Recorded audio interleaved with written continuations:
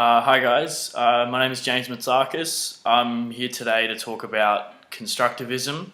So, just really quickly, we're going to go over exactly what constructivism is. We're going to go into how it can be used in the classroom, as well as touching on some criticisms that the theory of education has received, because it has received quite a few.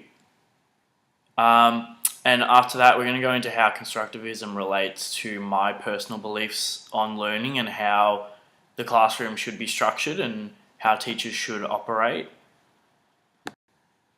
So, constructivism, in essence, it's a learning theory that equates learning with creating meanings from experience.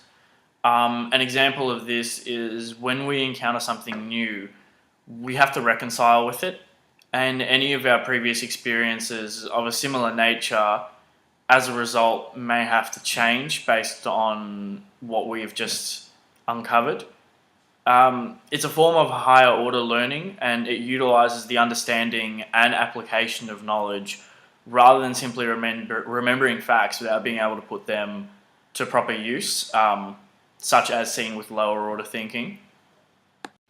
So for classroom use, constructivism can help engage and motivate students by making them take on a more active role in the learning process. So they're not simply a bystander in the learning process, they're an active contributor, if not the most important contributor.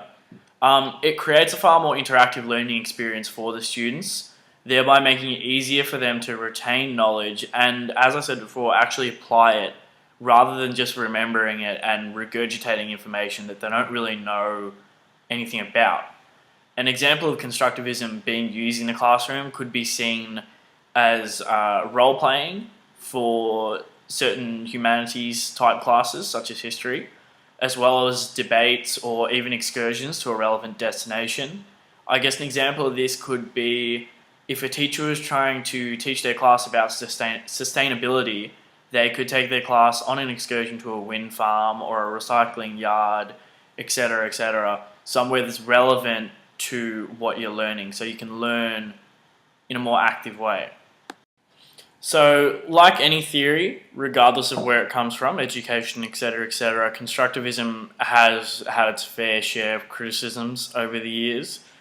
One of the main ones, which I found rather shocking, was that, and it comes from the critical school of thought, and it claims that constructivism as an education theory is in fact elitist. And the reasoning behind this that they use is that they claim constructivism has been the most successful for children and students from privileged backgrounds who have access to the best teaching staff and the best facilities, whereas disadvantaged children are lacking those resources. And so they don't benefit from this. What they benefit more from is explicit and rigid instructions, say reading from a textbook directly. As someone who has attended throughout my entire academic career quote-unquote unprivileged schools, I disagree with this criticism due to the fact that I had multiple teachers throughout my schooling career where they implemented the explicit and rigid instruction that this criticism says is more effective. And none of those teachers were particularly memorable, and the information that they taught me, although I enjoyed the subjects thoroughly, the information they attempted to teach me in those subjects were forgotten an hour or two after class. Whereas the teachers who did implement similar, if not identical, teaching methods to constructivism, I still remember to this day exactly what I was taught, and it still rings through my head whenever I do assessment for university. So finally, how constructivism relates back to my personal beliefs on learning. As I stated previously, as a student, I've experienced both ends of the spectrum in terms of higher and lower order thinking and learning. I've had teachers throughout my academic career who have engaged me with the learning process and kept me coming back to the classroom excited.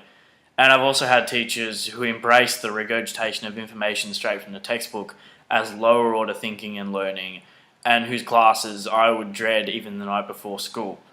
Constructivism relates back to my personal beliefs because, in my opinion, it empowers a student, while also encourages cooperation and practical learning. Instead of learning straight from a textbook, you're learning how to apply this knowledge instead of just learning what the knowledge is.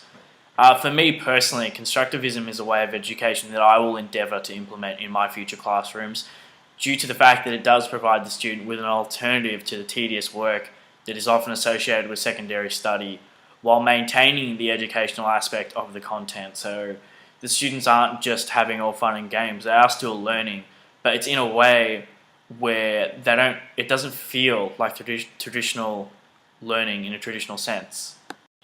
So overall, I can say that constructivism, in essence, is about practical and inclusive learning.